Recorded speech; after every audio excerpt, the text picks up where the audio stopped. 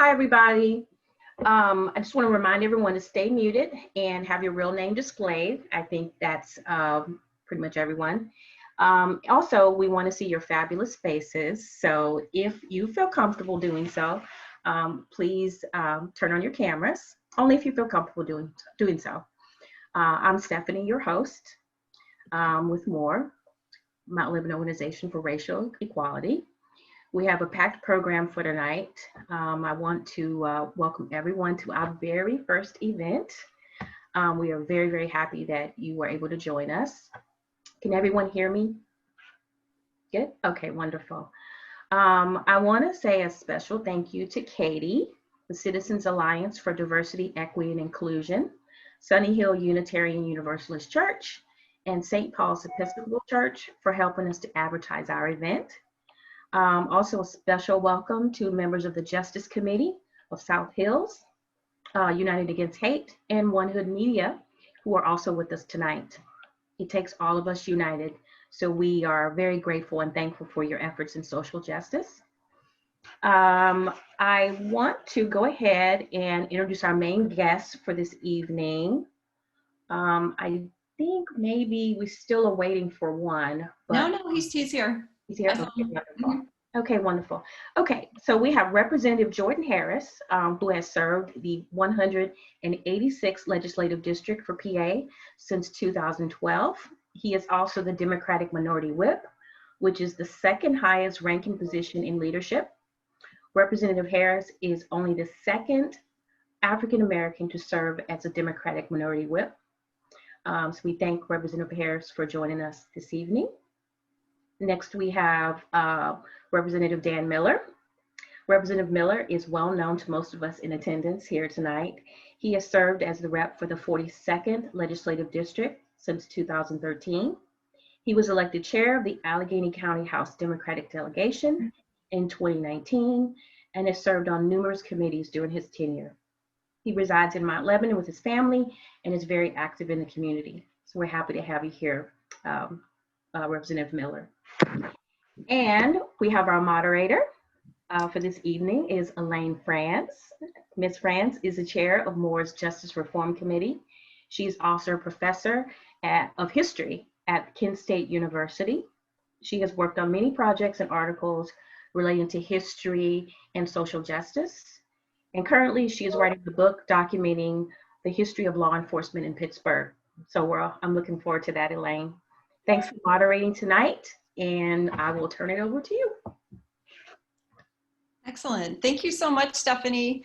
And I also just a big thank you to Tessa for doing amazing high quality tech support for this event. And you know, getting the advertisements out and everything like that. It's always, these things end up looking so easy, but they actually always involve a whole lot of work organizing it. And the steering committee, Stephanie and Tessa and Olivia Benson and Donna Donardo have just really been working at this for weeks. So thank you all for putting this together. Okay, so welcome both Representatives Miller and Representative Harris. I really appreciate both of you taking the time to be here when I know that it has to be an enormously busy time for you. I can't even imagine all the things you have to do right now. And so I really appreciate your being willing to be here for this really important discussion as well. So basically, I'm hoping that you guys will feel free to talk, you know, to kind of move the discussion to where you think it needs to be.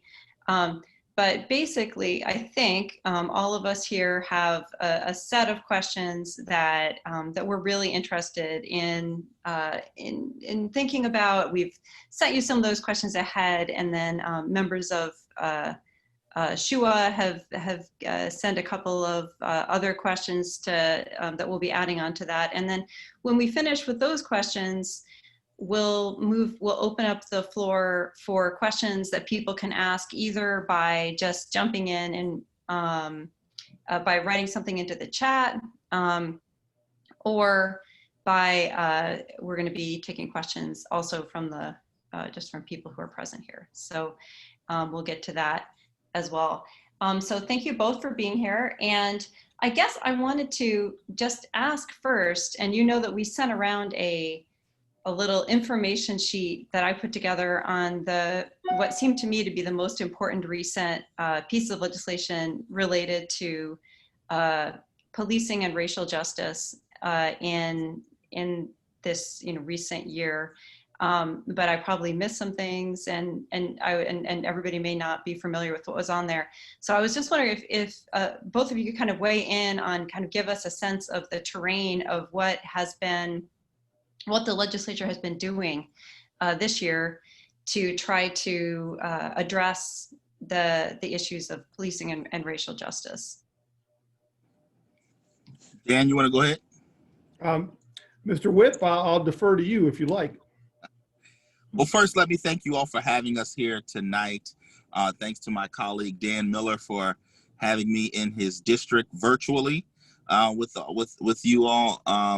Dan, since being in the legislature, has been a strong supporter of reforming our criminal justice system, as well as a big supporter of the work that we're all doing to reform how we do policing in Pennsylvania. A couple months ago, the Pennsylvania Legislative Black Caucus and its allies, led by Representative Summer Lee from Allegheny County, staged a protest in the House of Representatives after the death of George Floyd. And that protest was to commandeer the rostrum, the speaker's rostrum, so that we did not continue with business as usual without actually addressing the issues of police violence and racial injustice that we see happening in policing across the Commonwealth and across the country.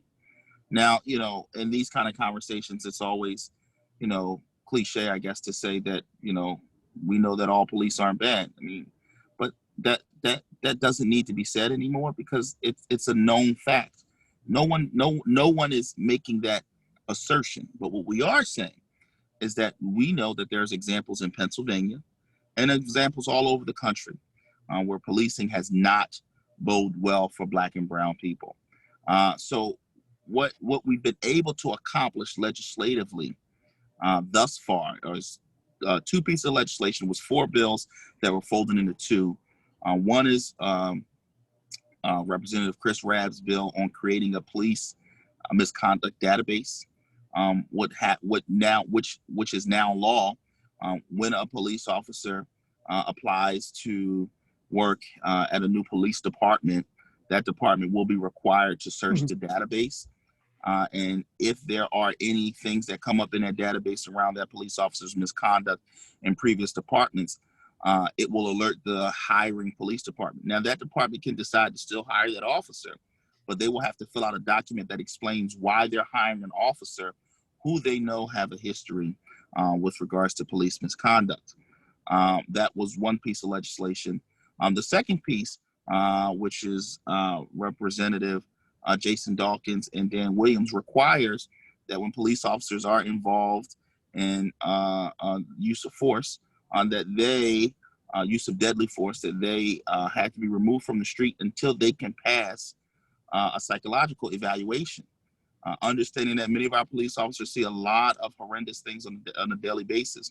But if you discharge your firearm and use deadly force, this legislation says that you have to go and seek support and mental evaluation before you can return back to active duty. In addition to that, it provides for de-escalation training and other trainings for our police officers. Now, that's just the beginning. There are, more than 17 other bills that we would like to see passed. 2 are at the top of our list. One is around use of force and use of force policies in Pennsylvania, and that's Representative Summer Lee and Ed Gainey's bill, both from Allegheny County. Then Representative Donald Bullock in Philadelphia County has a bill around Act 111. Act 111 is the legislation that governs police and fire in Pennsylvania. And what a lot of people don't know is that your police chief can fire you for cause, and you can get your job back through arbitration because of how Act 111 is set up. And there are police officers, sadly, throughout the Commonwealth who have histories of doing the wrong thing, but have gotten their jobs back through Act 111. So, like I said, a lot of other pieces of legislation we're trying to get done, but those are definitely two that are at the top of the list for us. Dan? Thank you, Jordan. And it is always a pleasure to have the whip in the district, whether it be virtual or in person. I can tell you I very much appreciate. He was in Allegheny County multiple times recently on a variety of missions, all of them very, very beneficial. And I'm always thankful for his efforts when he comes out west. Look, the only thing, I often say that that if I were the police, I would be very upset. And I'd be upset at the legislature in Harrisburg, and I'd be upset at DC, because I often think that the police have been dumped on. And what I mean is, it's not the police who have underfunded schools in Pennsylvania. It's not the police who have shipped jobs overseas. It's not the police who made mental health and substance abuse treatment challenging for insurance coverage. It's not the police who necessarily made health issues criminal issues. But in many cases, they've been asked to deal with it.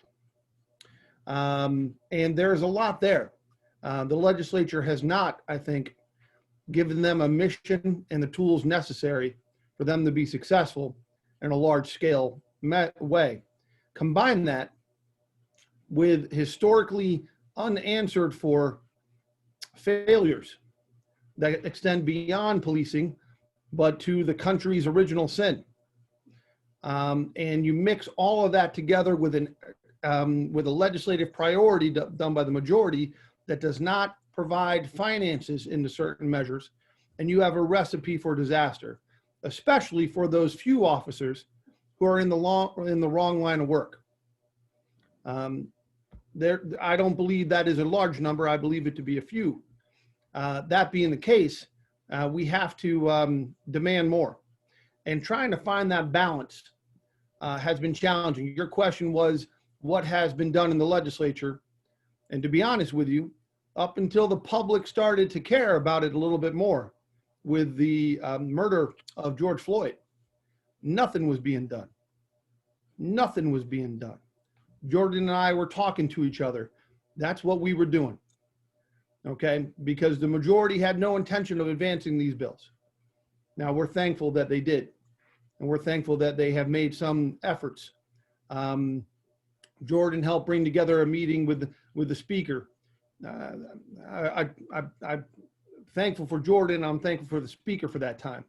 But in too much, we continue to find massive roadblocks to a deeper understanding of these problems and a better way to address the solutions. So nothing was happening until the public got involved. So we're thankful that you did. We're thankful that you push us and you push them. So that's been the big game changer. Now the issue for us is we are coming up on the end of a term, and assuming we sit for re-election, of course. If we are lucky enough to represent our districts again, then we have to figure out how to build off of the successes that Jordan has referenced, and how to go beyond and how to go bigger. And that's something we hope to find more bipartisan support. But I would tell you, up until the public was involved, it was very difficult. And it definitely did not reflect the direction of the majority when it came to police or criminal justice reform. Those are new things because of you. Thank you so much. That was to both of you. One thing I'm wondering about, I've heard and read with the kind of the ACLU's take on some of these bills, and I've heard that there's an issue with some of these bills have been kind of watered down, probably in an attempt to get it through a bipartisan or a Republican-dominated legislature. So the versions of the bills might have some real problems in it, even the ones that where there were victories, they're kind of mixed victories. And I guess what I'm wondering is there hope for fixing those things now that we got them through in the current state? Is there hope for taking care of some of the deficiencies that they currently have? Well, to take care of the deficiencies, in my view, you have to first change the makeup of the legislature. Um, the bills that are there are victories. They are step forwards, but they are not the end all be all. They are not. They do not take us to a place where we can celebrate and say that we've dismantled racism and white supremacy in policing. We're not there by far. And I think we all will admit that we're not there. But these are in the right direction. But you got to change the makeup of the legislature. Yes, there were compromises made to get something done that would move us in the right direction. Because while many of us on this call may think what we're doing is the right thing, there are many forces that do not believe in what we're trying to do. I had one colleague that said, "I don't know what a bad police officer is." And when that is the tone and tenor of some of my colleagues, you have to change the makeup. And I agree with Dan. This is about the advocates and the activists who are willing to stand up, raise their voice, put their bodies in harm's way. I mean, people have asked me many times, whoa, what's the timeline on getting this done? I said, the timeline is in the street, because there have been people to this day who are still willing to take to the street and risk life and limb to bring light to this issue. So, for me, trust me, anybody that knows me, there's so much more I want to get done in police reform and criminal justice reform. But, I also got to get 102 votes in the House, 26 votes in the Senate, and the governor to sign it. And that's why, what you see lacks, the perfection, and not even a perfection, but just more of what we would actually like to see done. Yeah, the whip does a very good job in trying to get to 102. And just given the makeup, that does require bipartisan votes. And look, most of these issues really should. And I'll tell you, if we actually could get half of these bills up, just up, straight up, the majority of the legislature would vote for it. There are many on our other side of the aisle who would walk with us. They need their leadership to let that happen.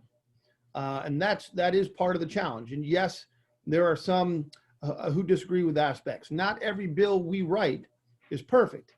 I can assure you that God does not whisper in my ear the perfect text, the perfect line, the perfect solution. But like the whip mentioned, what we have been doing is we have been doing some steps. One of the things the whip has done is he did clean slate. Him and I talked when that came up. I offered an amendment. He called me up on it. I'm sure he remembers. And he said, "Hey, I like your amendment. Your amendment, though, ain't going to help." Right? So we're going to get back to things like that. We want to improve on these things. But he was right to call me on it. And I was glad to help sort of make sure there was a smoother path. Unfortunately, that's what we have to do often. Is that Yes. When you say some might get watered down, they're all watered down. Every one of them is watered down. And to some degree, that's the process should take some degree of moderation.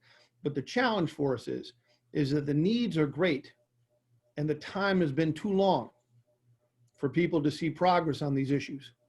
And that's what we're trying to represent with that. We want to represent that fierce urgency of now that requires action. So even if we don't have perfection, we have a good direction. Mm-hmm. And we want to offer a seat at the table, not just to our colleagues on the other side of the aisle, but for those in law enforcement who want to help, who want to see something better. There are allies who are there.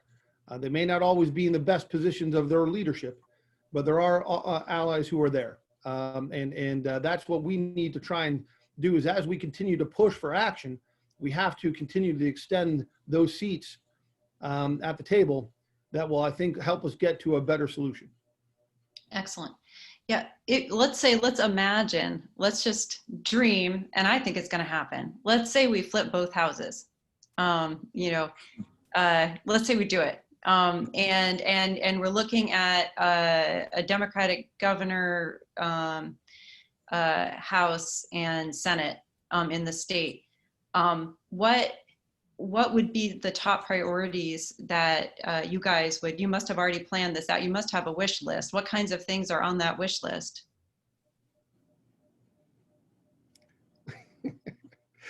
Jordan, you want to go on that? No, go ahead, Dan, because I got a whole one, but go ahead. Go ahead. Yeah, look, it's, look, there's a lot. There's a lot.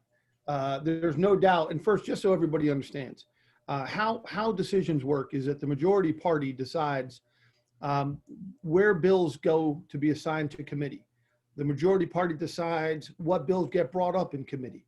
The majority party then decides what bills get brought up on the House floor. Okay, so there is a lot, some would say unjust, but it works both sides. There's a lot of power that is in the hands of the majority. In mine and Jordan's experience, that is a reality that we've never had the opportunity to operate in. We hope, as you mentioned, perhaps that would change in the near future. Look, every one of our ideas that we have, and there's probably about 24, maybe more, that are in the ballpark of a direction. Every one of those ideas have strong merit, and combined into a multitude of bills and directions, I'm telling you, would redefine the future for many, and could do so in a way as well that improves not just outcomes, but improves lives, improves careers. We want great quality police officers. We want them to have long-standing careers. We want them to go home safely. There's no doubt about it. But we also have to be bold enough to redefine certain things, to take a broader view systemically as to where our failures are. And there are key failures in relation to how the criminal justice and policing system is done into definitely communities of color. We've made mistakes in relation to whatever somebody calls a war on drugs. We've discriminated against people who have lesser economic means. There's no doubt about it. There's no doubt about it. So in order for us to create a system that I think reflects the best of America, it will take not one bill, not two bills, but it will take probably a dozen bills that combined together will create something that I think would serve our community better and would increase people's futures together. We want, at the end of the day, to, yes, have accountability for those when actions are wrong, but we don't want to spend time criminalizing people who are sick, punishing people who are poor, and not answering for the discrimination and the inequality embedded in our systems that have not been able to give as much of a ladder as it should for anybody of color in America. And so that's a lot to ask, but that is the direction to which most of these bills would take us to if we were given the opportunity to do it. So, and I 100% agree with Dan, but I'm gonna just rattle off a piece. I'm gonna rattle off some of my list. First thing is, I would do clean slate expanded to felonies, particularly drug felonies. The war on drugs, in my mind, was nothing but a war on poor people. So we would definitely clear up criminal records, and actually we would change clean slate from record sealing to straight up expungement, and we would start expunging records, and we would increase to drug felonies should we take the majority. I would also look at getting rid of cash bail. I would look at in policing. Right now, a police officer could shoot their firearm, kill somebody, and go back home. Nope, we would change that. I want a toxicology on every police officer when they discharge their firearm. The reason why I say that is because if you drive mass transit in Pennsylvania and you get into an accident, if you take off somebody's mirror, you're going to get sent down to see what is in your system when you're driving. The same thing should be happening for our police officers. I would look at Representative Wheatley's bill around decertification, which basically, creates a licensing board like we have for doctors, like we have for lawyers, so that if you do something wrong, that you can lose your license, meaning you could lose your ability to be a police officer, so that you don't just jump around to other police departments. We would do use of force. We would definitely have a change to our statewide use of force policy.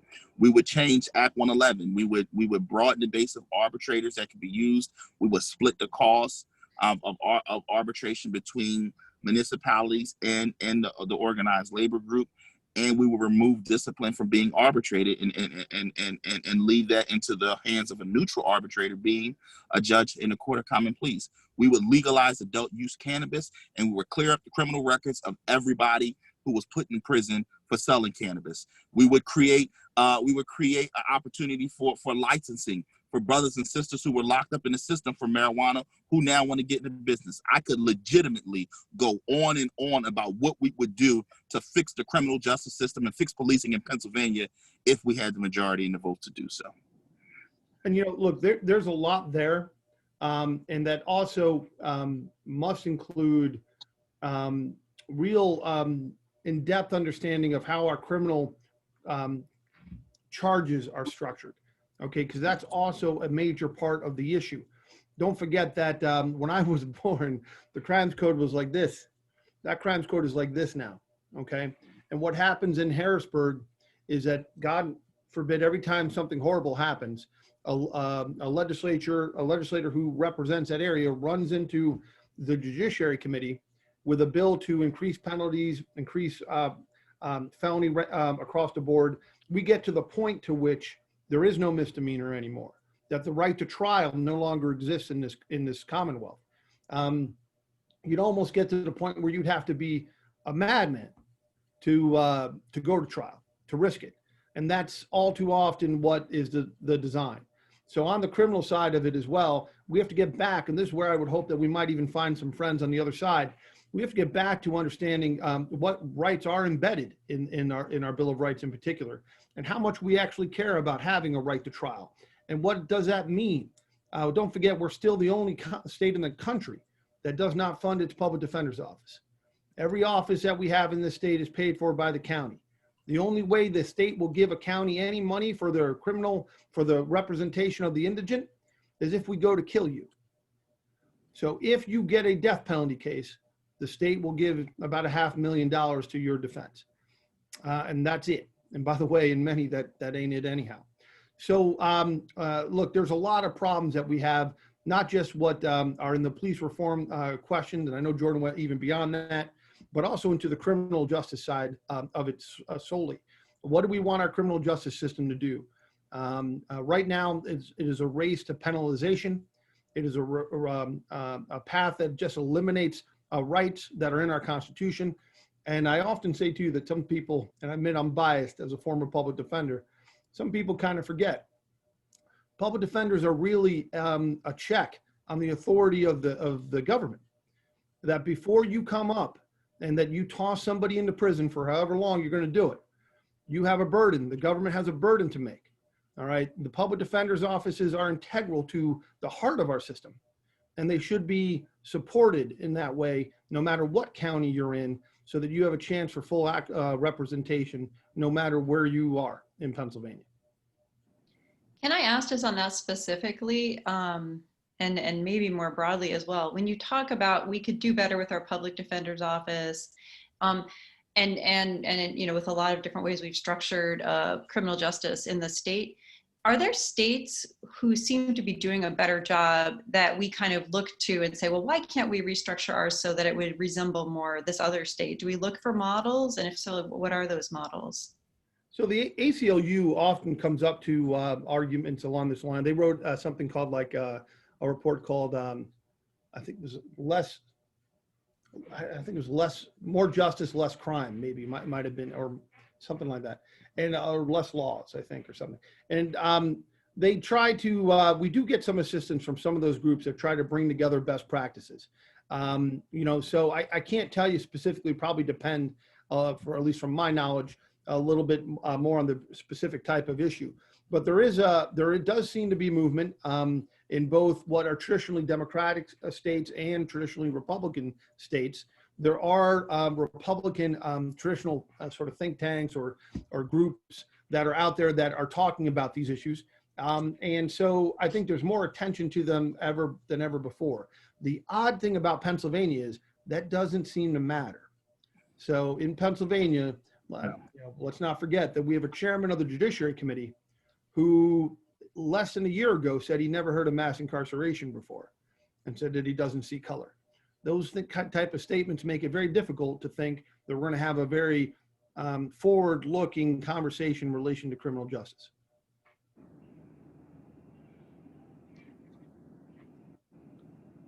Excellent. Thank you so much. So you were both talking before about how important the public, mobilization about these issues has been in giving you the ability to really do the things that you would want to do and kind of pushing you forward. But sometimes sitting here and trying to do something, we don't really know what to do that would be the most helpful. So I think maybe what all of us really want to hear is, if we wanted to be a more effective public, then we do have sets of skills, and we can write, and we can make phone calls, and we can do all of these things, but we're not really sure how to be most effective in advocating, just as community members, advocating for better legislation. And so I guess, can you think of examples of organizations, you mentioned the ACLU, who puts up model legislation, but can you think of ways that we could be, like, what would you want for us to be doing to be most helpful in helping you guys do your job? So I appreciate all of the folks who have been willing to take to the streets and rally. Civil unrest is at the core of what America's democracy was built off of. And I think sometimes we forget that the Boston Tea Party was a revolt. It was disruption, and I think we forgot our history when we look at what civil unrest looks like in this country. I mean, if you look at the Declaration of Independence, the Declaration said it is our requirement. It requires that when we have an oppressive government, that we throw off the shackles of that. It says it in the Declaration of Independence. So let's not forget who we are as Americans. We are required by our forefathers. If we want to go there, we've been required by our forefathers to stand up against our own oppressive government. So I appreciate all the folks who are willing to take to the streets and willing to protest and raise their voice. I think it is very, very impactful and powerful. But I'm going to tell you where I think we've seen some of the greatest impact is in some of the non-diverse communities across this Commonwealth. There were Black Lives Matter rallies and some of the places where I never thought that you would be able to hear the phrase Black Lives Matter being uttered. And I think because of that, you've seen people who have not been paying attention to these issues now paying attention. So I am all about civil unrest in the advocacy that we see in our streets. But also I want folks to be clear, emails, text messages, those things work, because the one thing elected officials can do is count voters. So when you send now don't flood Dan Miller's email, because Dan Miller is with us, so we good. Dan Miller's good. He don't need you to flood his email box. But let's be clear. There are a lot of legislators who do not agree with us on these issues, and when they come up, they should hear from you if you live in their district. I tell this story, and I'll be quick. One of the folks who have done it better than anybody I've ever seen do it is ride sharing. When we were doing ride sharing in Pennsylvania, I don't know if you remember this, Dan, but our email boxes were flooded with emails from people who use Uber, who use Lyft, and these were folks who lived in your district. So when I got 500 emails in a matter of an hour, it makes you pay attention to the issue that people are talking about. So I don't think, people I think don't think that those things are valuable. Oh, but they are, because your elected official is paying attention to how many people are saying they are on one side of the issue or on the other. We're all struggling to some degree to figure out how to do things during COVID and in the age of COVID. And there's no doubt that has hampered some traditional communication or lobbying efforts. And no doubt all those efforts, should be done with some degree of safety in mind. Look, we hope to get to the point again where We are having larger gatherings back in and around the Capitol. There's no doubt. I could tell you that whenever there is one of those going on, every legislator knows it, no matter what the cause is. We all know. Whenever there are dozens of people coming into our offices in the Capitol, we know it. Mm-hmm. That is a great opportunity, of course, to talk to some other members. Look, Jordan gave some very strong and sound thoughts. But again, I would tell you that if you care about this issue, which I know obviously you do for being on this call, then you must know Representative Kaufman. You must know. With all due respect to the gentleman, he's not here, but he is the majority chair at this time. We'll see what happens going forward. The Judiciary Committee. He is the one who is the gatekeeper. He's the one who can make things happen or to allow discussions to happen. It has been challenging to make certain breakthroughs. You guys are so focused on this issue. While I generally think that it is tough sometimes to make blind emails to reps who you don't know or who you don't live, I will tell you that it is okay to laser focus on the one, whether it be in the House or the Senate, who is literally the switch on or off for your issues. And so I think your judiciary chair people in both the House and the Senate should always be worth your communication. Thank you. So one thing I noticed when I was looking through, I kind of looked through some of the bills that you guys have been dealing with this year, and there were many, right, that related to policing, and I noticed there were some really dangerous ones coming from the Republican side. Bills that would do things like make it illegal to call upon somebody to resist arrest or something like that. I thought, well, these things could be very dangerous. Do you feel that there's any sort of, I imagine you guys are able to help stop some of these problematic bills. I mean, are there bills we should be paying attention to because they're not going to be so helpful? Yeah, I mean, I'm sure there are, and we can get you those. The one thing that's interesting about the work that Dan and I do on a daily basis is, folks know the bills that we get passed. Folks very, very rarely do they know the things that we stop from actually happening.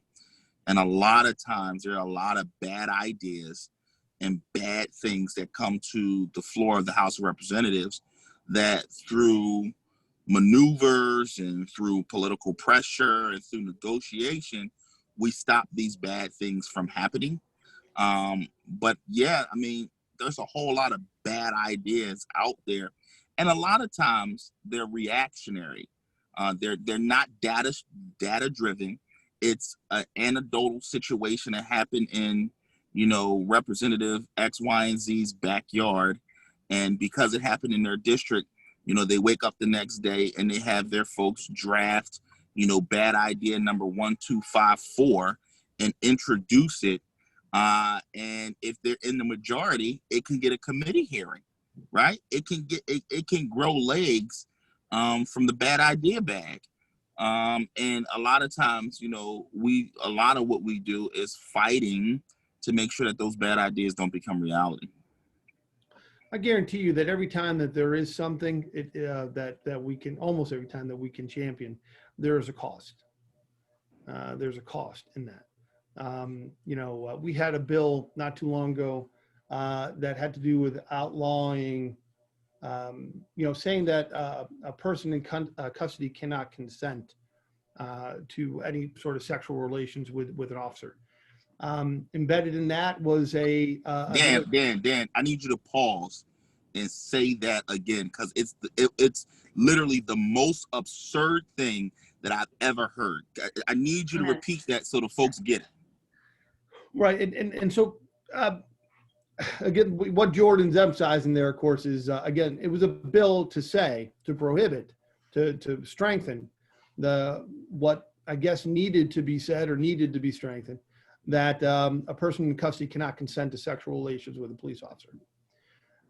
Now, common sense, right? So But embedded in that was another 20-year felony, unrelated, for that. It is often the case, we have these Justice Reinvestment Acts. They are often done with a whole bunch of hoodwinks as to what they push in those bills. There's always an effort to get some degree of mandatory sentences back in some way, somehow, someplace. It is a nonstop effort to let you take one step forward, just as long as you don't look at the 2 steps back, right? So that is the type of compromises that we traditionally get. You get one thing, but we're going to hammer you on the back end. And so that is where the majority power comes into play. And again, I want to say that a good chunk of our more conservative friends would vote, I think, on our bills in our direction if they were given the chance.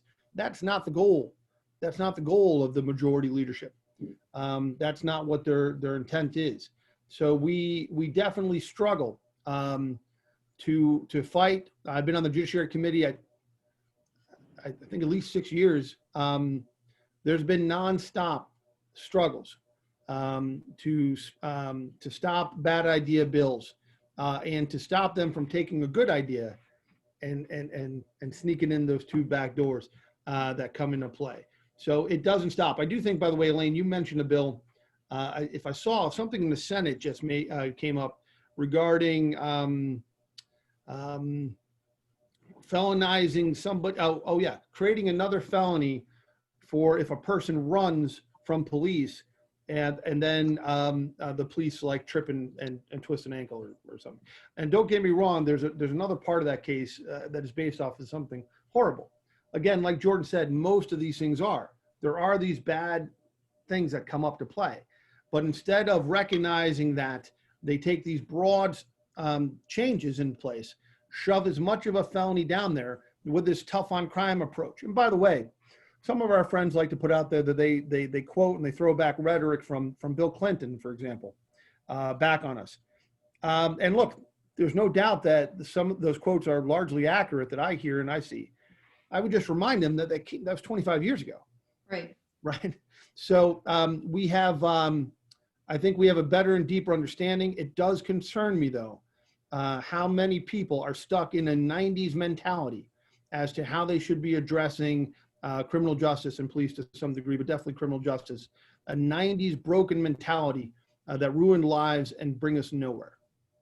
Yeah, I wanted to jump in real quick because I know that Representative Harris has to leave in just a few minutes, and we had a question that was specifically meant for him in the comments, and so we wanted to make sure to ask it. Sure. And this is a question from Bob Johnston. He says, if the majority in the legislature does not change, how many of these initiatives have any chance of occurring? Do you think legalizing marijuana will happen without a change in majority? I do think that there's a pathway to legalize marijuana in Pennsylvania because of the $5.5 billion financial hole that we have in the remainder of this year's budget, not next year's budget, just the remainder of this year's budget. So I do think that there's an opportunity to legalize marijuana. But one of the things that I've been clear on is that we should not legalize adult use cannabis unless in the legalization language, we're cleaning up the criminal records of folks who are some still incarcerated and who have been incarcerated. You have to do social justice reform if we're going to legalize it and now benefit from it financially. Do I think that there are other bills that can get done? Yes. I have a probation bill that is like, I mean, I don't even know how close to the finish line you could actually be without actually being there. But we are so close to getting that done.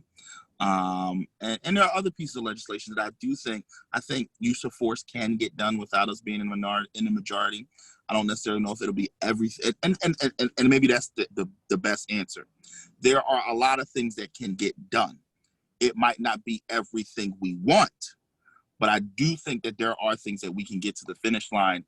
And my mindset has always been, there's so many people struggling under this oppressive system that, maybe I don't get it to the goal line, but we get a first down. I'll take a first down right now because there's so many people struggling in this system. I'll take the first down, understanding that my ultimate goal is still to get to the goal line. Thank you so much. I apologize that I gotta run. I've been doing like Zoom after Zoom after Zoom, and I got something else that I gotta do. But Dan, I appreciate you having me in your district. This has been a great conversation. If ever I can be a assistance or be a part of this again, please let me know. Thank you so much. So much. It's wonderful. Did you want to add anything to that response, Dan, or is that? No, look, use of force is very important, right? And there are problems. Even I think some of our conservative friends are understanding that there have been changes in Supreme Court decisions that have rendered aspects of our 508, to be unconstitutional in that regard. There are changes that need to be made to it and can be made to it. Representative Lee and Representative Gainey's bill is essential. They are rewriting an aspect of it now that I think is even going to make it stronger and better. We're going to continue to push on those things with it. There's no doubt. I mean, keep in mind, almost everything can be done. But the closer we get to I'll say a more representative body, as far as where the votes are, the more likely it is to occur. Thank you. And can I ask? I think we should switch over to our questions now because so many people want to ask questions. But I do have one that I have to ask. So, what do you think? Are we going to win some seats? Are we going to take both bodies? What do you think is going to happen? Look, I'm not in the. There's a campaign committee. I'm not on it. But I would tell you. Look, I do feel pretty good. We picked up 11 House seats last time.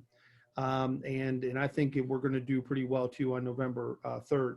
It's always tough to know, there's 9 is still 9, that's how many we need in the House. It's always tough to know for sure how things break. So I personally hope so for a variety of reasons, this issue being one of them. And I would love to spend even just one term in the as a member of the majority in the Judiciary Committee. I guarantee you, it would be an action-packed 6 months worth of work that would be coming out of that committee in a totally different direction. But it is hard to tell. I do think I would not trade positions as far as the outcome for what 2020 might be. But it also depends on all of you on this call for being part of that story and making sure that you vote in whatever way, safest way that you personally want to, but you have to vote. Excellent, thank you. So let's take some calls. Let's take some questions, both from the chat and then if people want to, what do we do? Raise our hand. Tessa, raise hands. Okay, if you raise your little blue hand, we'll take that. And Stephanie, are you going to be calling, or am I going to call people? The next question that was on the chat was Jennifer Anderson. She already put a question in the chat. Okay, so I can read that. Yeah. So Jennifer Anderson asks, what is the likelihood of Pennsylvania or at least Allegheny County unifying all of the disjointed police departments from municipality to municipality? They have different funding, training protocols, uniforms, cars. With centralized policing, deadly force protocols could become county or statewide. Cases crossing municipal borders could be addressed consistently. New legislature could have a wider influence. Yeah, that's a good question. So what is the chance? I'll say nil, at least in the short term. I do think that I want to say Maryland, I think, has no local police or all state police. There definitely are advantages to those types of systems, both for the public, both for training purposes, for police officers. You don't have disparity so great that comes across. I have a couple bills in particular that are kind of sort of speared right at the part-time police departments. And while I've heard many good officers tell me about some of the benefits of having the part-time officers, for example, I am very concerned. Some of the challenges that we see, these departments often struggle for access to training, support, Too often these officers are working 2 or 3 jobs, sometimes in law enforcement, sometimes not, trying to get health care, right? And just on that front, it is something that is amazing to me that we would ever accept a situation where we want such a trained police force that we're going to tell them, well, but you don't get health care, right? It just doesn't even feel right, right? So you also can't be in a place, I remember when we were looking at East Pittsburgh, some of the hourly wages are ridiculous. Well, this is why you see those departments struggle in particular. If you can make more money at CVS than you can wearing a badge, something's wrong. Something's wrong. Some states have gone to outlaw that. I think Minnesota is in my head. So look, I'd rather try to a different approach where we kind of get at the issues of why some departments struggle. And look, there are no doubts that we're very provincial. You know, I'm 14 years of the Mount Lebanon Fire Department. We have a lot of fire departments in Allegheny County, right? There is some legitimacy to question, do you need them all? We have some communities that have multiple departments right close to us, right close to us. So there is legitimacy to that type of question. I find it to be difficult to handle. Ideally, though, that if you are in a department where the town can no longer pay you and support you appropriately, then to be honest with you, the answer is not part-time. The answer is either merger or closure. And we cannot have officers bearing the brunt of that. We go with the state police or you merge into a regional department, but it cannot be shortchanged. So some version of that, I think, is a very ripe discussion, but actually having one department, while I can understand your logic, I would admit to you, I think it's kind of, it's even further down the road. Thank you. So we have a question from Dan Stewart, which may have been before all of the discussion of it, but I think I would like to hear what you had to say about it. Again, does the chair of the Judiciary Committee count or pay attention to emails and phone calls, even if they're not in his district? So look, this is very dependent upon the person and the issue, right? So look, there's no doubt the most important ones are the ones they can identify from his district, from anybody's district. That's very true. That being said, trying to think of an issue, probably maybe one of the the closures for COVID. You know, the vast majority of emails I got were from outside the district. I still tabulated them. You know, I still wanted to know, so I could understand how big of a response I was getting, even if it wasn't from my district. The number one issue that I get out here is in my 7 years is healthcare. The second issue really is environmental. You could take education, criminal justice reform, labor, add them all together, they don't equal environmental. Every rep will be able to say that. Every rep is a little bit different. But the chairperson of a committee sits really for us all. In some ways, we're all his constituents, because that's how much power those committees have to pull those types of issues together as a state. So it is tough. It does depend, but I still don't think you should leave it void. Thank you. And this is connected to that question, I think, from Greg and Kathy Garbinski. They want to know, who should we text or email in the legislature to have the most impact and visibility on this issue? You know, again, it's Chairman Kaufman, again, I keep saying that for the House. Speaker Cutler, I referenced him earlier. Again, I find him, I enjoy my conversations with him. I find that he engages, even when you don't agree. It's productive conversations. I do value that. I think it's okay, to let him know as well. I'm less familiar with who the Senate chairs are. It's not something that I got to take a look at that in order to get that. I mean, you might want to talk if you're from our area, Pam Iovino, and maybe I'm sure she can give you a better idea. Maybe to some degree, Leader Benninghoff, who's the majority leader. Those are probably the three in the House. But again, that, we do have a chair in the Democratic side, Chairman Briggs. He's very supportive. Just because a person is a Democrat, though, doesn't mean that they always support everything. And even between Jordan and I, Jordan referenced a couple things that I'm not exactly on the same page as yet with it. So you do have differences that come up amongst Democrats. But as far as really kind of pushing a bill, you got to go where the power is, and those people can change it in a moment's notice. Thank you. We have so many good questions. Okay, so Rachel says she likes the licensing board and thinks it's an important factor, the idea of licensing the police, in addition to code of ethics for the profession of law enforcement. Is such a good idea. Is that something that you're working on now, or? So in some ways these are two different approaches. In some ways they kind of run the same way. Jordan mentioned Act 111, and he also mentioned Jake Wheatley's decertification bill. So both of them kind of go along similar paths. They just get there in different ways, and they touch different issues. I have an attorney license, right? If I do something unethical in some way with it, whether or not there's any criminal charges that are ever found, I could lose my license or have it suspended. In some version or another, Jake's plan is somewhat mirroring that approach. Officers get, I think it's Act 120 certified in order for them to be able to have arrest powers and so forth in the state. And I believe, if I understand what Jake had talked about, would be to take away that certification, as a different approach.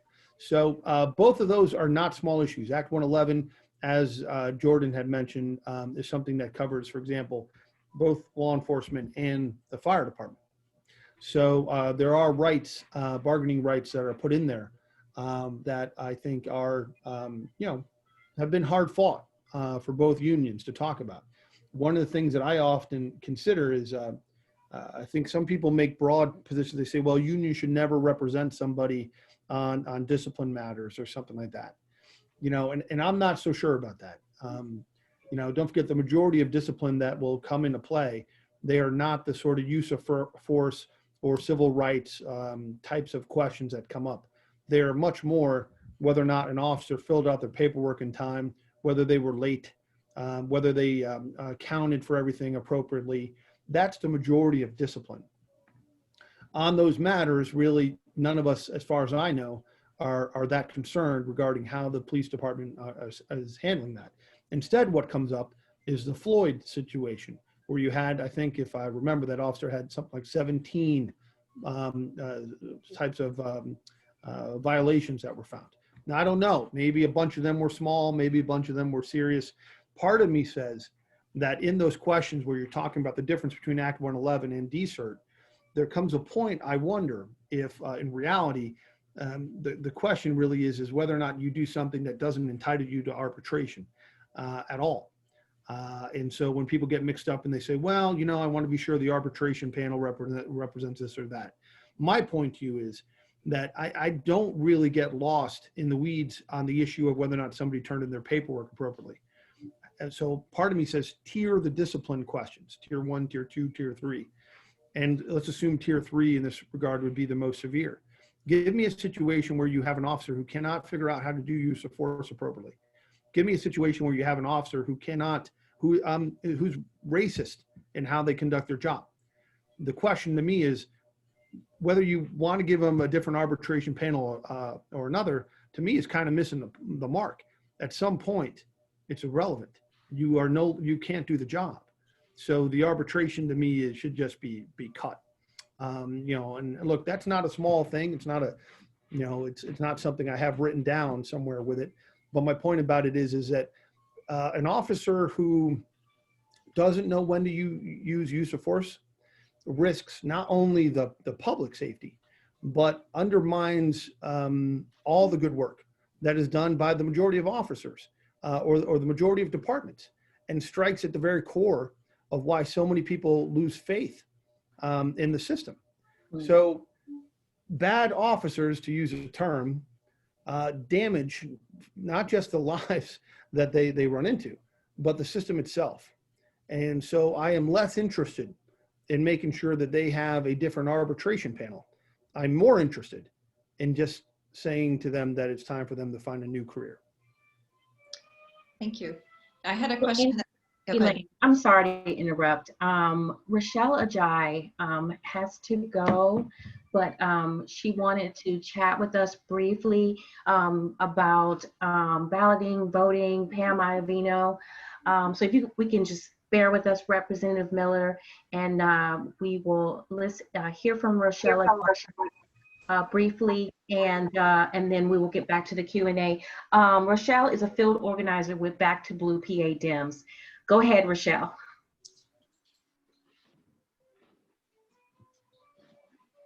You're muted, honey. Unmute. Thank you. I needed permission to be unmuted. Hello, everyone. I'm so thankful to be here with all of you. And thank you for Stephanie and Elaine and Tessa and Olivia and all of you guys for putting this together. This is really amazing. I'm just so amazed to see all different faces and people from different walks of life coming together to talk about, our community and racial injustice in this age. My name is Rochelle Adjei. I'm a field organizer here in Allegheny County.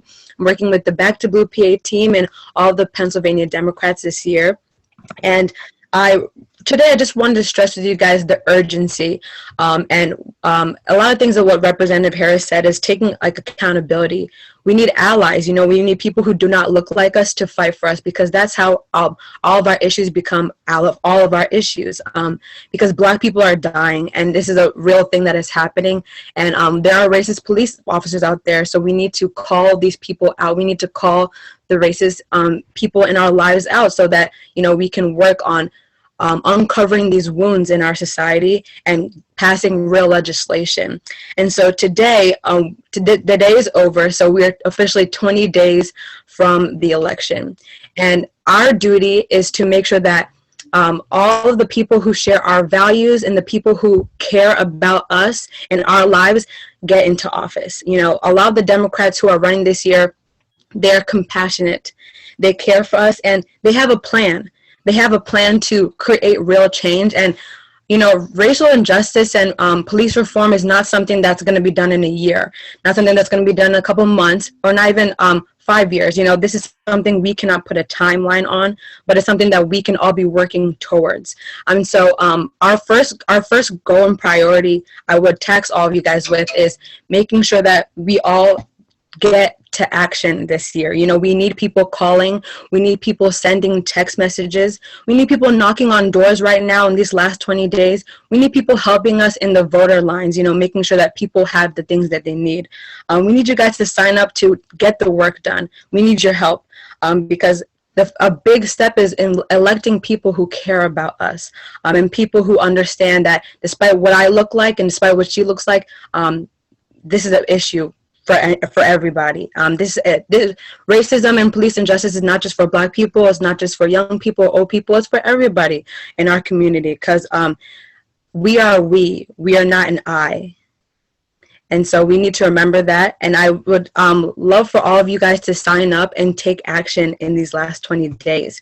I'm providing my email here, and I know a lot of you guys may know Zoe Grimaldi, who is the main organizer here in Mount Lebanon, and me and her and all the organizers here in Allegheny County are working every single day since August to make sure that all of our Democrats get elected this year, and that they push for the things that we have all been talking about today. I'm going to put my email in the chat, and I would like you guys to email me if you have time on the weekends, literally an hour to spare. That is not a lot of your time. An hour a week up until the election to help us get these elected officials in office. That is our goal, and we need to put our heads down and get work done. That's what we need to do. I'm going to put my email here, and I would love for you guys to sign up tonight. So please sign up. And I know some of you on here have done things before. I know I see Joe is on here. He's done a lot of things. He's calling, he's getting work done. We're talking to real voters in real time, and we're simply asking people to get out the vote. Go vote. That is our duty. I know that the Electoral College, they have the huge weight in this election, but the emphasis on voting shows how much power is in our hands. So we have to go vote and encourage our family and our friends and our neighbors to do the same thing. All right. Well, thank you all for having me today. I'm super happy to see all of you guys here. It really warms my heart to see people of all different things, coming together. That's how change happens. So it's just really beautiful to see everybody. Here's my email. Please email me or Zoe Grimaldi if you are ready to get involved in these last 20 days. Thank you. Thank you so much, Stephanie. Thank you, Rochelle. We really appreciate it. Thanks. And really appreciate those words. Dan, we had a follow-up actually. I always think of you as Mr. DiNardo, and I can't help myself. Famed history teacher, Mr. DiNardo, husband of Donna, has a question for you, and I think he's going to ask it himself. Yeah. Can you let me on? Oh, great. Hi, Dan. How you doing? It's Pete DiNardo. Sorry, it's Mr. I haven't changed it from school. My follow-up is the nice commentary you were making about decertification and other programs like Act 111. And it goes back to something else that you had said regarding that police have been dumped on. And I can understand that. But I'm a certified public servant. I have a powerful union. But if I do something that is criminal or something that is way out of bounds, my butt is fired. How will this get done? How will you deal with police unions who, in my view, have an undue power and weight that is unlike any other union in this Commonwealth?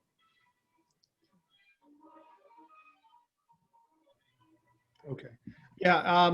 By the way, your union's pretty good too.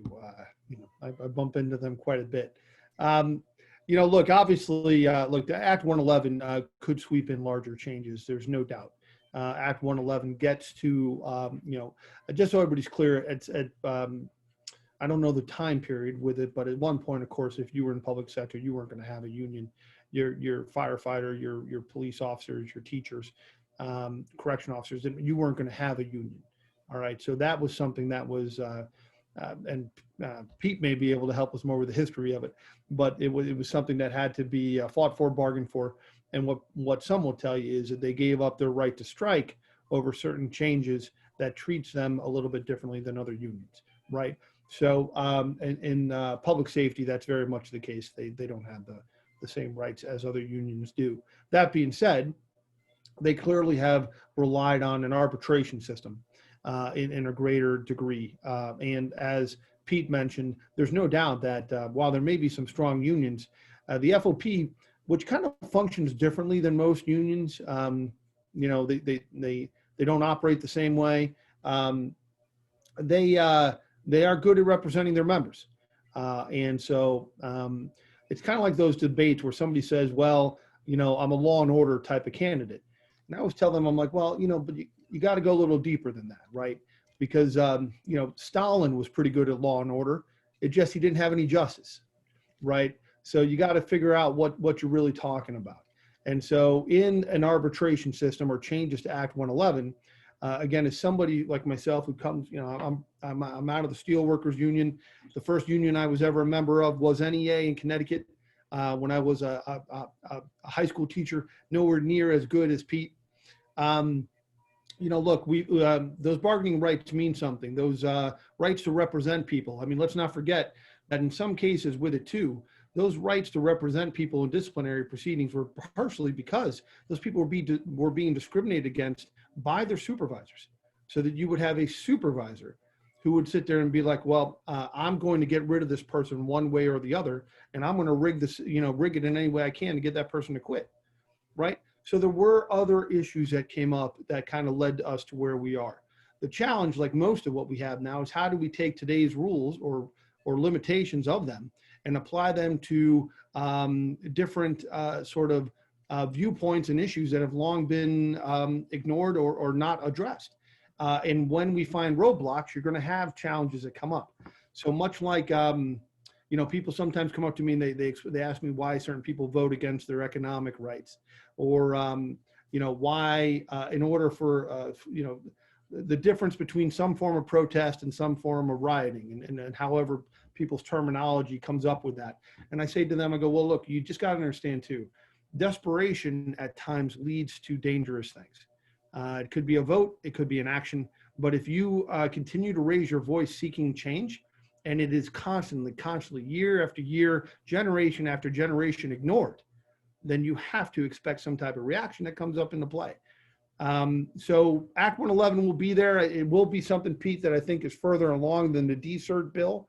The DCERT bill probably is seen as a more palatable option for some of the unions. That's true. It is hard for me to fully compare the two until I really kind of analyze both bills. But you are right. Act 111, from what I can tell, would be it seems, a stronger tool for those who wish to make changes on how the FOP would represent their members. Thank you. Great question. Well put. And we have another question right now, which is going to be Dan Webb, who is the head of the SHUA Justice Committee. And I think he's reading a question on behalf of Anthony Fleury. I think I've unmuted you. So yeah, Anthony's our point person when it comes to training issues. So I know this is a that HB 1910 is was co-sponsored by Harris. So I appreciate I might be putting you on the spot with this one, Rep Miller. It's a two-part question. The Police Executive Research Forum argues that police training and departments often rely on outdated concepts such as use of force continuum. Review of the syllabi for police academies in Pennsylvania shows that training is very often weapon focused with relatively little training on de-escalation, proportionality, and communication. So first question, with HB 1910 about training for law enforcement professionals, what is or can be done to ensure that the content of academy and continuing education courses are up to date with the latest research on de-escalation and proportionality? No, I don't think 1910 is going to provide your answer for that. In my recollection of it too, 1910 was much more into trauma than it was into training. It was an amalgamation that came up on a couple things. The training aspect to it is a greater issue. One of the things we recently had was a discussion that was in judiciary maybe 6 weeks ago, I think. And one of the questions that I was actually trying to get to was how you measure effectiveness. And there was a difference between somebody saying that they sat in a training versus somebody who says that you are constantly measuring the value and success of that training along the path. That is something that, to be honest, I think most are missing. Absent the sort of supervisory role that somebody says, well, nobody brought it to me as a problem. Or I rode with that person for a day and I didn't see a problem. There's no doubt that in almost every job, you can't have a supervisor over your shoulder or necessarily taped to a GoPro cam in some way or another.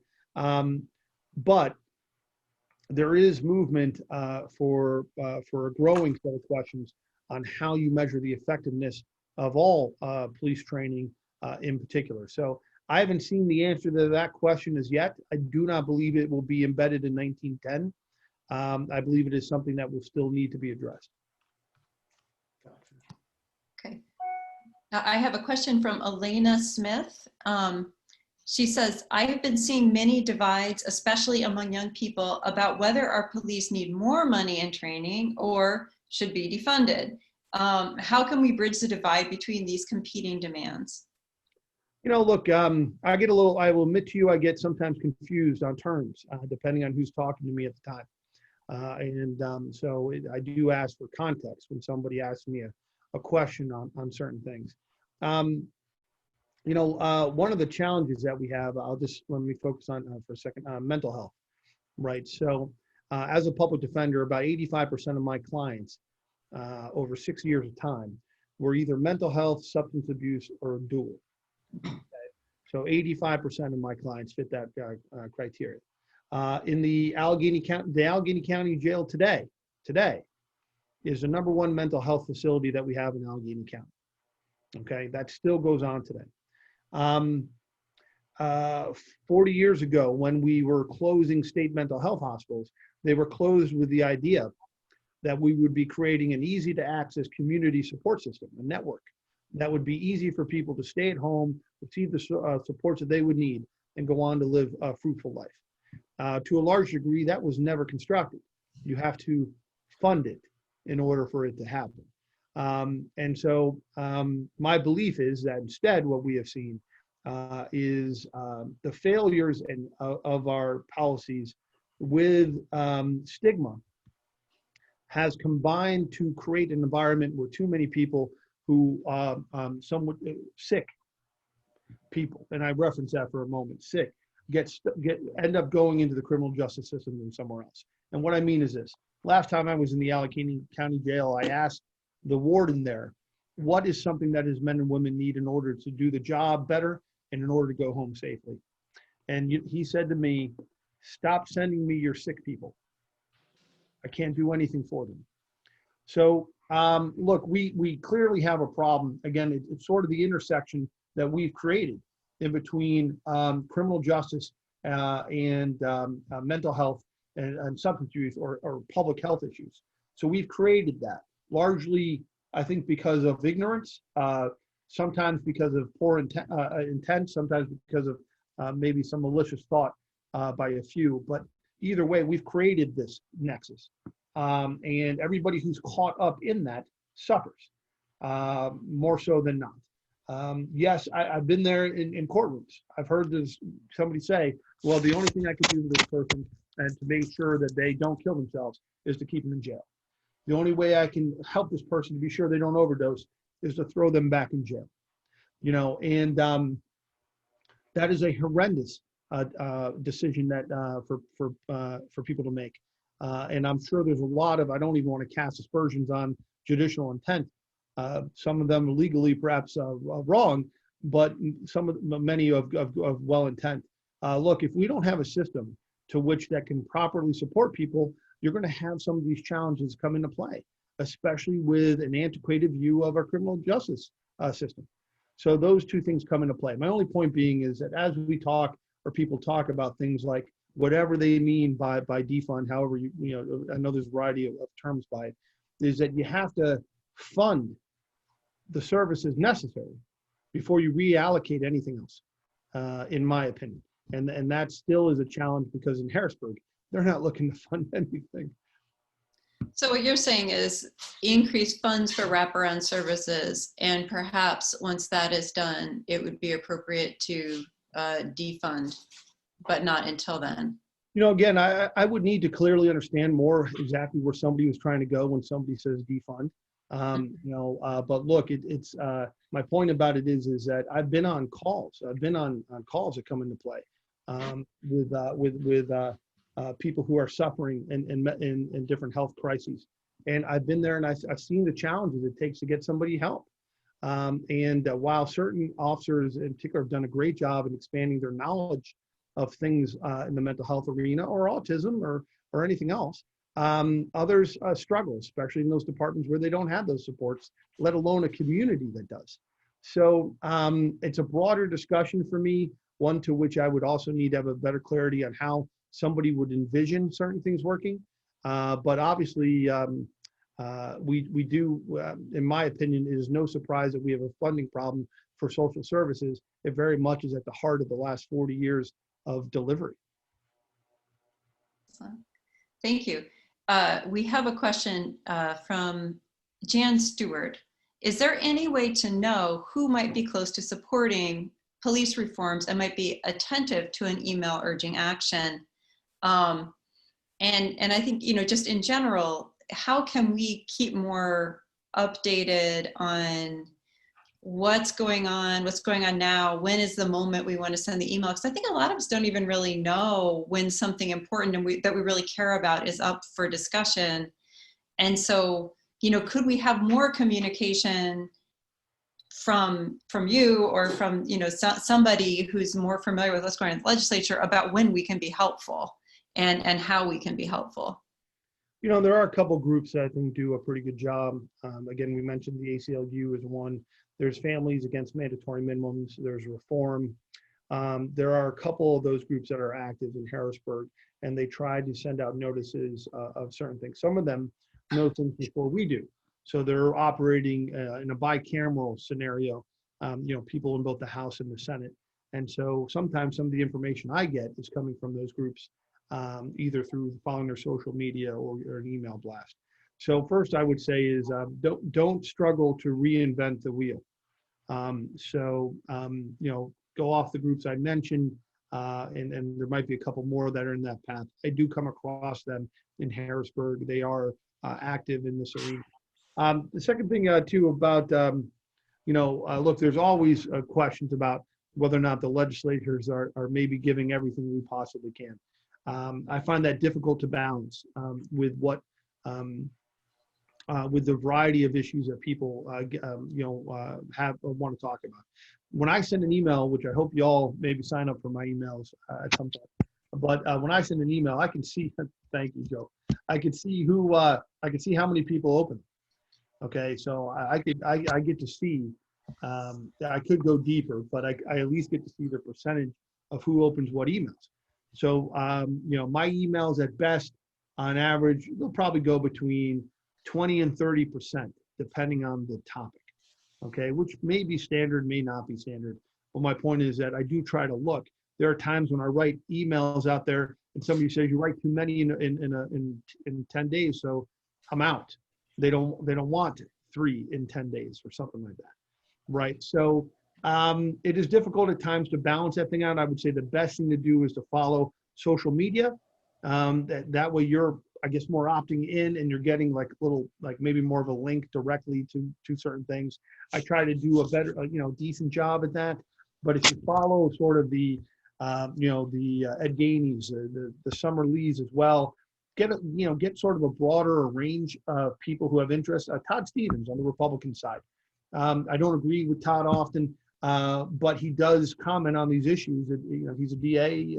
He's got that interest. And you'll be able to capture perhaps more readily the information that you're looking for. Excellent, thank you. We have a question from Stephen Myers. Given the demographics of Mount Lebanon and surrounding communities, how do we effectively plead the case that policing reforms and funding reallocation are actually needed and would not result in an increase of crime? So like, what's the politics? Do you have any suggestions for how to frame this issue in a way that doesn't alienate white people in the suburbs? Yeah, look, I'm not, maybe I'm not the best for that. Look, it is tough. And I struggle as well to find how to turn people on rather than turn people away to certain issues with it, and to foster certain discussions. Not all my attempts work out how I would hope they would work out. So it is a challenging time, and it is difficult. Life is busy, and we have so many stressors all over the board, right? Things, especially during COVID, whatever your problems were before COVID, most likely they are worse after COVID, right? So there's a lot there, and it's tough. I mean, I can't blame some people at times because they don't have the time to address or to read everything that comes out for them. It's just an influx of so much information. So I don't have an answer for that. Again, if somebody does have an answer for it, please contact my office. Excellent, good. Now I feel like I've actually just grabbed everything out of the comments that's a question, but I probably missed something. And if I did, could somebody just jump in with their blue hand and we'll unmute you? Anybody else have other questions? I saw comments, but nothing else I thought was a question. Hey, Joe, I do know Penn. Thank you. Yeah, a great organization. Yeah, I see Unite as well. I did talk to Summer recently, actually, about some of the work over there. So, yeah. As I said, Allegheny County, I think, is paying more mind than it did. You could often see, by the way, by some of the votes that come up. There'll be a lot of votes if you were to look at my record where you'll see me being one by myself or maybe a couple. And it's because not too long ago, so much of criminal justice reform and a bit of police, but mostly criminal justice reform, was not at all being supported by people. It was not seen as an issue. And so it's gotten better over the last couple terms, both in Harrisburg and in Allegheny County. Yes. And I have one last question I want to ask myself, because I feel like I just really want to, which is there any hope coming down the pike for people serving life sentences right now, coming through the legislature? So, you know, obviously in my head, I want to say it's Representative Dawkins has historically put a bill out there to change life without parole. You know, look, it's one of those bigger discussions. It just, I'll say no. And that's just until I see something else. It is a bigger issue to come up with it. Look, I actually think that if we had a chance to craft an argument or debate even, it would be very interesting to pull those sort of interested parties together to understand the psychology of certain things. You know, my son got a project recently where he had to, you know, kind of like look at some criminal justice topics and take a look and kind of debate them and kind of understand how certain societal norms have changed. What does cruel and unusual mean now as compared to what it meant, you know, in 1828, you know?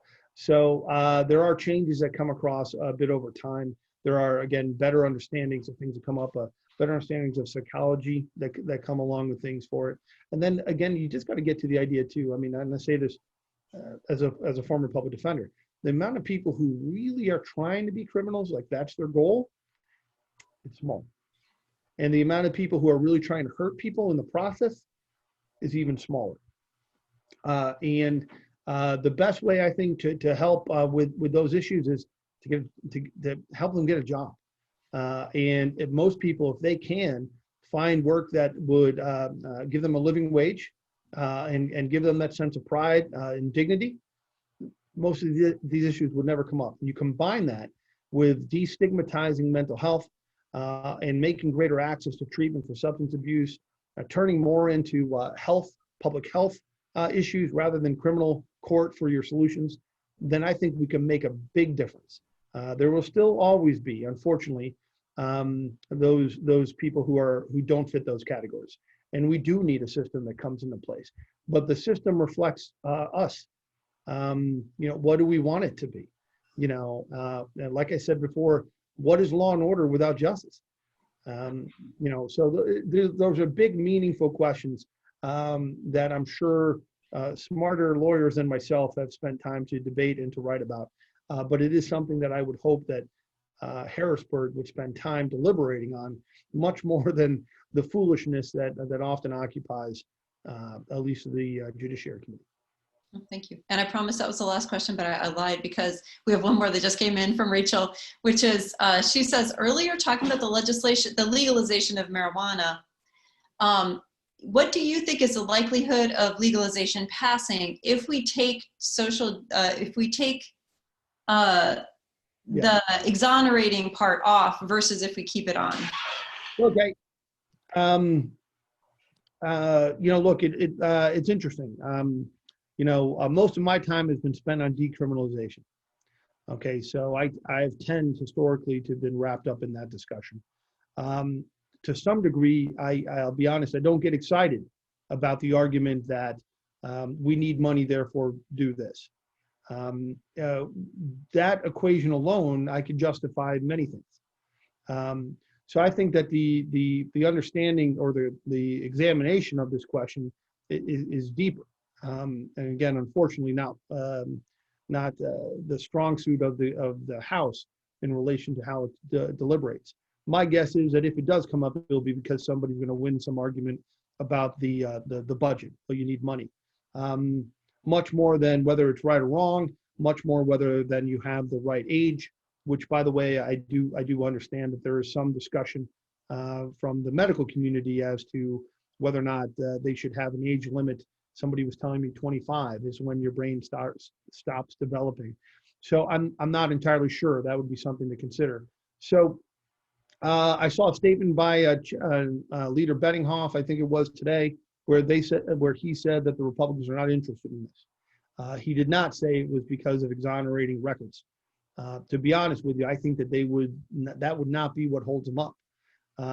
So I could be wrong, but I don't think that's the case. So it'll be interesting to see when we get back there in November where the legs are on it. Again, to some degree for myself, I would like a deeper discussion than it will just get money. So I'd like to see something more on it. Well, thank you very much. This has been enormously useful. Stephanie, did you want to? Oh, Mose. Mose. Oh, I had one more question real quick before we go to Mose, if that's okay. Dan, I know that our police department here in Mount Lebanon has retained Lexipol to help with writing the policy. And we've been doing some research on Lexipol, our Justice Reform Committee. Do you know anything about Lexipol? Can you tell us anything about that organization? Yeah, no, I've heard of it. But no, I want to say I had one discussion with an officer who brought it up to me. I do believe he probably spent 2 sentences on it with me, but I cannot recall much detail on it. Okay. Yeah, my understanding is they have been pretty active in writing a lot of the policies for departments, for police departments across the country. The one thing I recall with it is I kind of thought that was kind of like how they weren't they kind of like a sort of a third-party group where you sort of offshore your policies, and they say that they have the best practices and therefore they write them for you and you pay for access to their sort of package. No? I think you can. I think, well, from my understanding, what and Elaine can maybe elaborate on this, is that Mount Lebanon does have ownership of any policies that they work on with Lexipol. So I think that maybe there's some kind of way that you can put that in your contract. So Elaine, did you want to elaborate on that, or anybody from the Justice? No, I think the criticism of Lexipol primarily, and Greg is probably the guy that has worked closest on this, but the criticism of Lexipol is that they write their policies so as to limit legal liability rather than so as to limit, violent behavior, by police, So it's like, it's more like writing it so that it's not, so that the police have a broader range of things that would be legal. So that's something that's on our radars. I wonder if you had any thoughts about that. No, I mean, look, I'll look. I'm to a degree biased. Okay, so I would need you to in relation to Mount Lebanon Police, I've worked with many of them for the better part of 15 years, right? So it doesn't mean I know every call or know every procedure or policy. I do not. What I do know is a pretty consistent effort by Chief Louth to try to be forward-looking. I'd be a little leery at times. Like sometimes I think people are pushing for, kind of like pushing them into this organization's hands, where people don't have the faith that in a local sense that they can craft good policies. And people are doubting their ability to do it on their own. There are some great chiefs in Allegheny County. There are several right here in our district who are at the top of their game industry-wide. There are chiefs who want Act 111 reform. There are chiefs who have been helping me understand a variety of issues, never refuse to call.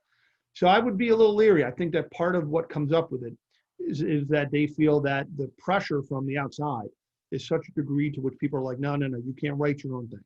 No, we don't trust you to write your own thing. And then they go, oh, okay. And then you run the risk perhaps of getting into a different scenario.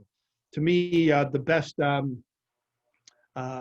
would, privatizing police policy work does not sound like something that makes me excited. Okay, excellent. And I believe that Mose McNeese was going to say some closing words for us.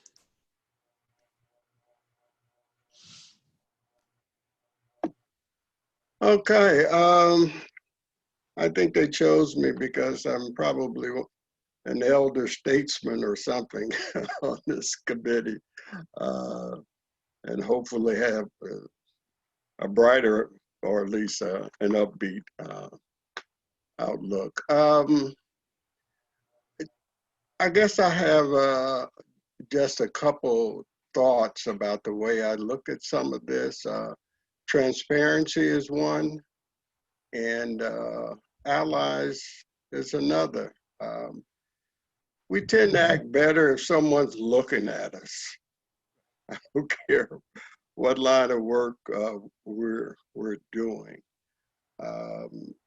So, you know, whether it's police reform or whatever it is, whatever your job is, if people are watching you, you tend to act a little better or honestly. That's not such a bad thing. Whatever line of work, whether you're a legislator or academician or whatever you're doing, that's okay. Because things happen over the years. I've been around long enough to have seen rioting, unfortunately, for a long time. Even before the March on Washington and things like that. I mean, the Emmett Till deal, I was a young person when that happened. Everybody said, oh my God, that'll never happen again. Yes, it did. I mean, we had, you know, I mean, stuff like Rodney King, didn't we? Poor man was darn near beat to death in front of our eyes. That happened again. Oh, and then we've talked recently, you know, and so forth. So these things are going to happen and happen again. Maybe we just need to be shocked into action. But this time, that shock of what's going on, it brought us some allies. This time we have some friends that say, hey, you all shouldn't suffer these kinds of abuses by yourself. Let's do something about it. That's a good thing. I mean, you're not going to go through this alone. That's a good thing. I got to tell you, because sometimes you go through and you say, isn't somebody watching this? My goodness. And it keeps happening and happening and happening. That's a good thing. You know, Dan or someone said before, there is a difference between protesting and rioting. Don't tell me that you don't see the difference. Transparency, you know the difference when you see it. Don't tell me that you don't. Don't tell me that you don't know the difference and you can't find somebody that's not qualified. I'll throw that one out there. I've heard that one before. Oh, well, we can't find anybody that's qualified to be a policeman out here. We can't. Somebody's watching. We got some transparency going on here. So what's really going on here now is we've got some people watching, which is a good thing. Okay, and then we need to have some people of goodwill. I think that's a good thing. I've been here about 30 years or so. What's going on in this community right now couldn't have gone on 30 years ago. The community is changing. That's a good thing. That's all I got to say. I love it.